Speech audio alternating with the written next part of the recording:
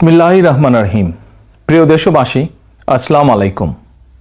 সেনাবাহিনীকে বলবো, মিয়ানমারের সেনাবাহিনীর মতন নিজ দেশের জনগণের সঙ্গে যুদ্ধে লিপ্ত হবেন না। এতে কোনো বাহাদুরি নেই। অবিলম্বে ব্যারাকে ফিরে যান। প্রিয় দেশবাসী ভাই ও বোনেরা, খনি হাসিনাকে পদত্যাগে বাধ্য করতে জাতীয় ঐক্যের কোনোই বিকল্প নেই।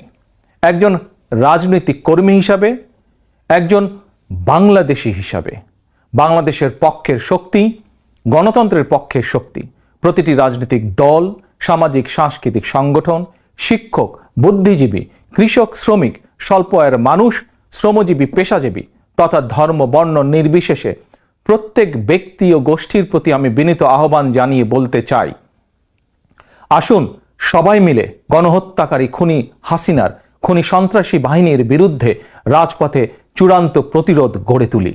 যার যা কিছু আছে তাই নিয়ে ছাত্র জনতার বৃহত্তর এই ঐক্যের আন্দোলনকে আমরা সফল করি। খুনি হাসিনাকে বিদায় করি, বাংলাদেশকে স্বাধীন করি আমরা।